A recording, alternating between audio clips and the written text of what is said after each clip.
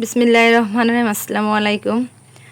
আজকে বন্ধের দিন, আর বন্ধের দিনের বাজার সদাই। বন্ধের দিন বলতেই আমরা যারা চাকরিজীবী নারীরা আছি তারা কিন্তু যে দিনগুলো খোলা থাকে স্কুল, আমি যেমন স্কুল টিচার, সেদিন অনেক বেশি মানে দায়িত্ব থাকে স্কুলের প্রতি। আর যেদিন বন্ধ সেদিন দায়িত্ব থাকে বাসার প্রতি। আর এই কাজগুলো বন্ধের দিন ছাড়া আসলে করাও সম্ভব না। যাই হোক, আজকে বন্ধের দিন আপনাদের দুলাভাই সকাল সকাল বাজারে গেছে। বাজারে গিয়ে যে এখানে গরুর গোশত নিয়ে আসছে, আর গোশতটা এতটাই ভালো, একদম টাটকা টাটকা, আর হাড্ডিগুলো সুন্দর, কুচকুচিগুলো অনেক বেশি সুন্দর। যাই হোক, গরুর গোশত নিজের হাতে না কিনলে আসলে ভালো হয় না, অনেক বেশি হাড্ডি দিয়ে দিতে হাবি যাবে, কিন্তু সে যে নিজের দায়িত্ব করে কিনে নিয়ে আসে যার কারণে অনেক বেশি ভালো হয়। সবসময় তার গরুর গোশত যখনই কেনে খুব ভালোই কেনে, আলহামদুলিল্লাহ।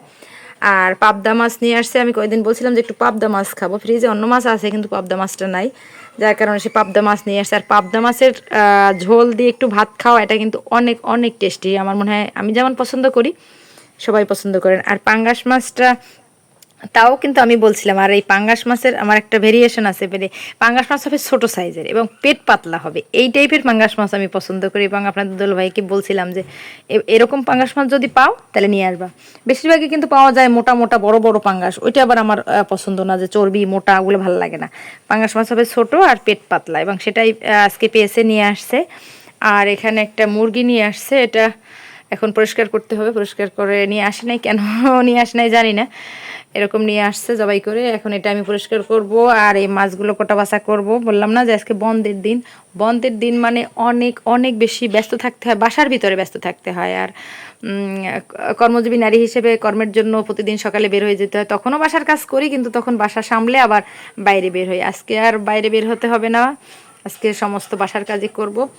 পুরো ভিডিওটা দেখতে থাকুন, আশা রাখি পুরো ভিডিওটা ভালো লাগবে। কেমন দেখলেন তাও একটু কমেন্টসের মাধ্যমে জানাবেন। মাছই চলে আসছে। আর কার কার পাবদা মাছ পছন্দ একটু কমেন্টের মাধ্যমে জানাবেন। আমার কিন্তু অনেক পছন্দের একটা মাছ কিন্তু পাবদা মাছ।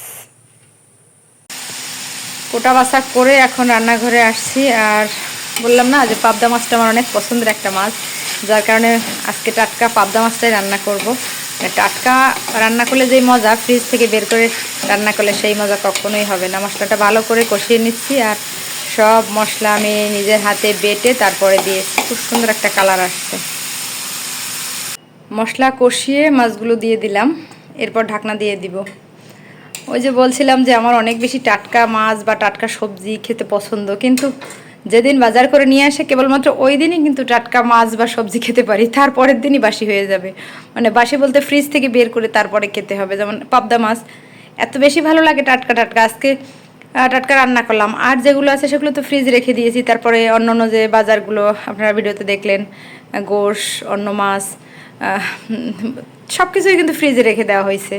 পরে সেগুলো কিন্তু আর এরকম স্বাদ পাওয়া যাবে না। মনে হয় কি, আমার খুব ইচ্ছা যে প্রতিদিন টাটকা টাটকা মাছ সবজি এগুলো পাওয়া যেত, আর প্রতিদিন এরকম কোটা বাছা করে রান্না করে যদি খাওয়া যেত, অনেক বেশি ভালো লাগতো আমার কাছে। কিন্তু আসলে তো কর্মব্যস্ত জীবনে এটা আসলে অসম্ভব হয়ে দাঁড়িয়েছে আমাদের কাছে। মাছ ভাজা তো চলছে, এই যে একবারে কষিয়ে ভালো করে পানি দিয়ে দিয়েছি। আর এদিকে তো সব এলোমেলো এক গাদা ধুইতে হবে, মানে সব ধোয়া, আরও অনেক কিছু ধোয়া হয়েছে, তখন আর ওইভাবে ক্যামেরা দেখানো হয়নি। এগুলো আবার সব নোংরা হয়েছে, এগুলো আবার ধুয়ে নিতে হবে। মানে কত যে কাজ থাকে।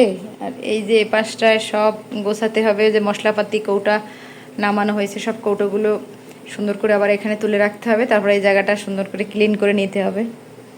মানে রান্নাঘরে আসলাম, রান্না করে চলে গেলাম, বিষয়টা কিন্তু আসলে এরকম না। অনেক অনেক কিছু থাকে রান্নাঘরে, অনেক কয়েক ঘন্টা থাকতে হয় রান্নাঘরে। যে আজকে বাজার থেকে যে অনেক মাছ টাছ গোশ টোশ নিয়ে আসছে, আমার হাতের অবস্থা খুব খারাপ, একদম চামড়া কেমন কুচকে কুচকে গেছে, অনেক কষ্ট হচ্ছে, হাতটা জ্বলছে। কালকে আবার স্কুলে বসে হাত কেটে গেছিলো এই পাশটা, সেই জায়গাটা অনেক বেশি কষ্ট হচ্ছে। যাই হোক, এখনও যে কত কাজ, একটা 3-4-5 মিনিটের ভিডিওতে আপনারা যা দেখেন সেটা আসলে কিছুই না। সারা দিন অনেক অনেক কাজ করতে হয়। কর্মজীবী নারীদের তো কাজের কোনো শেষই নাই, মানে ঘুমটুক ছাড়া আমার মনে হয় আমার আর কোনো বিশ্রাম নাই। রান্না প্রায় শেষের দিকে, তেমন কোনো পানিই নাই, শুধু তেল তেল বেরিয়ে গেছে। আরও একটু ভাজা ভাজা করে নিব। আর এই পাবদা মাছ দিয়ে গরম ভাত খেতে কত যে মজা, দেখা যাক। ওদিকে অফ ক্যামেরায় অনেক অনেক কাজ করে নিয়েছি, সেটা তো আর আপনাদের সঙ্গে শেয়ার করিনি, কারণ ক্যামেরায় দেখায় 3 মিনিট 5 মিনিট, কিন্তু অফ ক্যামেরায় তো ঘন্টার পর ঘন্টা কাজ করতে হয়।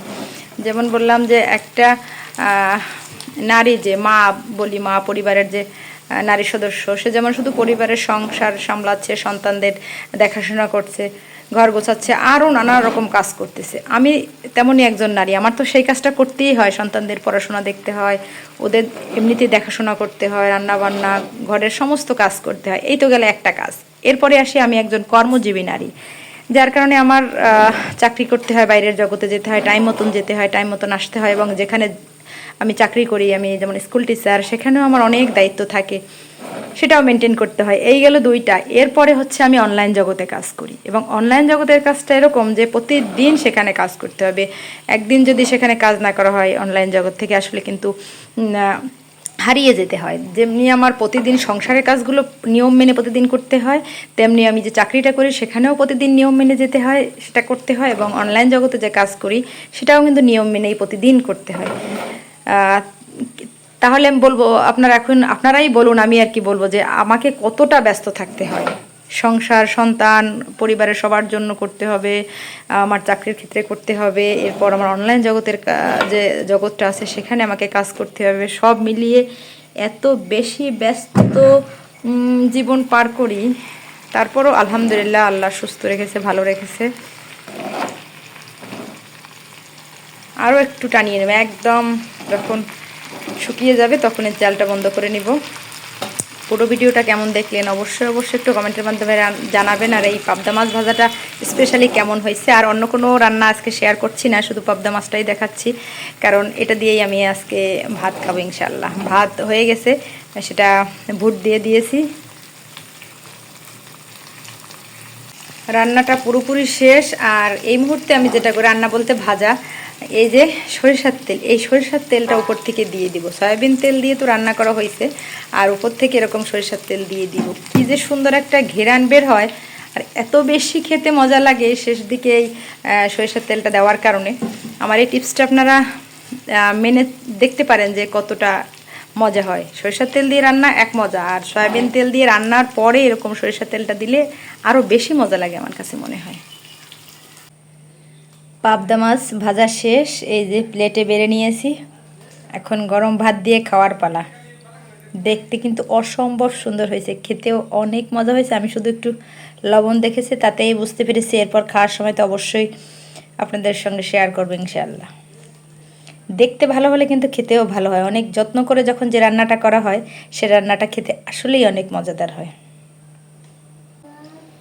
খেতে চলে আসছি। আর এই যে বললাম না, আজকে আর অন্য কোনো রান্নাবান্না শেয়ার করিনি, যদিও করেছি সেটা এই ব্লগে শেয়ার করব না, কারণ আজকে শুধু পাবদা মাছটাই ছিল আমার মাথায়, যে পাবদা মাছ ভেজে নিয়ে ভাত খেতে হবে, তাই পাবদা মাছ দিয়েই খাবো, আর অন্য কোনো কিছু খাবো না।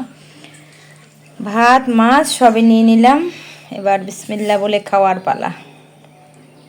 গরম ভাত, অনেক গরম, মানে সে খাওয়াই মুশকিল, ধোয়া ওঠা, একদম ধোয়া ওঠা। বিসমিল্লাহ।